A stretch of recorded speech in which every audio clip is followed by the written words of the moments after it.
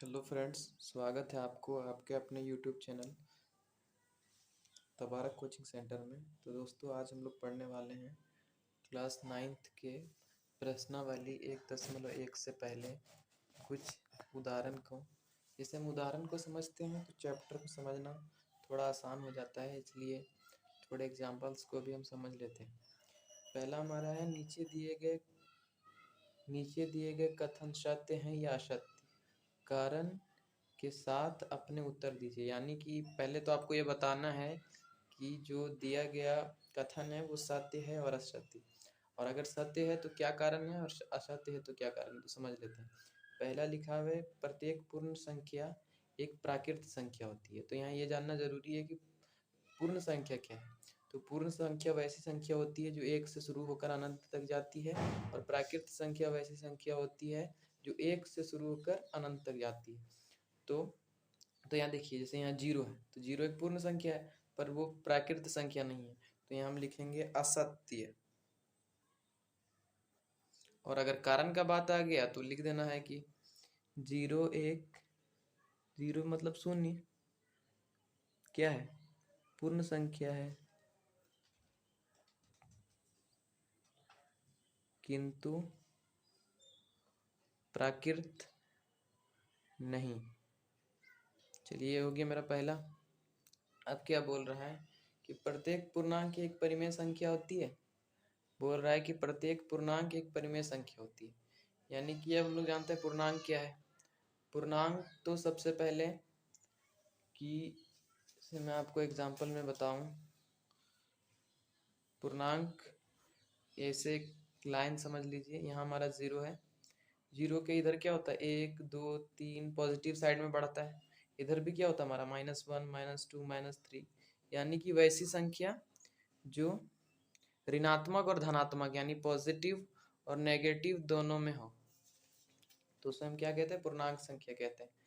तो बोल रहा है कि प्रत्येक पूर्णांक एक परिमेय संख्या होती है। हाँ, होती है, क्योंकि देखिए जो पूर्णांक संख्या है वो p/a के फॉर्म में होती है। माना कि अगर यहाँ 1 है तो 1 के नीचे 1 छिपा है, 2 है 2 के नीचे 1 है, 2 के नीचे 1 है। इसी तरह अगर -2 है तो इसके भी नीचे 1 है। तो ये हमारा कथन बिल्कुल सत्य हो जाएगा। यहाँ पे सत्य है लिख देते हैं। कैसे है लिख सकते हैं, क्योंकि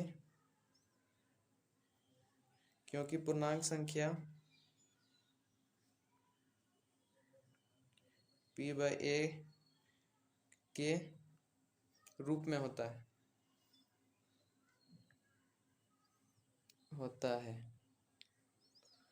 ठीक है, तो ये हो गया सत्य हमारा। अब लिख रहा है कि प्रत्येक परिमेय संख्या एक पूर्णांक होती है। हमारा बोल रहा है कि प्रत्येक परिमेय संख्या एक पूर्णांक होती है। तो समझते हैं सबसे पहले कि परिमेय संख्या क्या है। परिमेय संख्या वैसी संख्या है जिसे हम p/q के रूप में लिख सकते हैं, यानी अनुपात बटा अनुपात के रूप में हम लिख सकते हैं उसको। तो अगर आप देख लीजिए, माना कि यहीं पे देख लेते हैं, यहाँ तो हमारा है कि 1 2 3 4 है, लेकिन ये तो नहीं है कि 1/2 है। ये तो हमारा परिमेय संख्या है, पर पूर्णांक नहीं है। तो ये क्या हो जाएगा हमारा, असत्य। एग्जाम्पल अगर हम ले सकते हैं, जैसे देख लेते हैं, क्योंकि 3/5 पूर्णांक नहीं है। ठीक है, ये रहा हमारा एग्जाम्पल 1। अब एग्जाम्पल 2 को भी देख लेते हैं। अब हम लोग उदाहरण 2 को भी देख लेते हैं। ठीक है, यहाँ उदाहरण 2 बोल रहा है कि 1 और 2 के बीच 5 परिमेय संख्याएं निकालें। यानी 1 और 2 के बीच 5 परिमेय संख्या में निकालनी है। तो चलिए देखते हैं। देखिए इसका तरीका क्या है। जब भी किसी संख्या के बीच जितनी परिमेय संख्या निकालने बोले उसमें से एक हमें जोड़ देना है। जैसे कि यहाँ बोल रहा है 5 परिमेय संख्या, तो हम सिंपली यहाँ पे 5 में से एक जोड़ देंगे, तो क्या हो गया हमारा 6। अब क्या करेंगे, ये 6 आ गया। अब लिखेंगे 1 और 2 के अंश तथा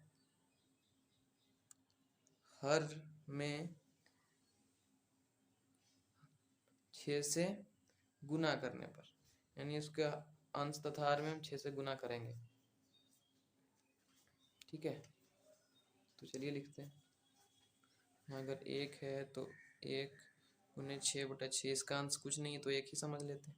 क्या हो गया 6/6, यहाँ 2 है, 2 अब है कि 2 पढ़ेंगे 6 बार तो 12, फिर नीचे कितना है हमारा 6 है।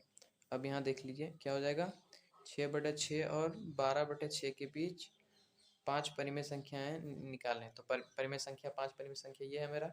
6 के बाद क्या होता है 7, तो 7/6, फिर 8/6, 9/6, 10/6, 11/6। ये हमारा 6/6 और 12/6 के बीच 5 परिमेय संख्याएं, ये हमारे एक और 2 के बीच 5 परिमेय संख्या है। तो होप ये वीडियो आप लोगों को अच्छा लगे तो लाइक करें, वीडियो को लाइक करें, ज़्यादा से ज़्यादा शेयर करें और सब्सक्राइब करें। Thank you.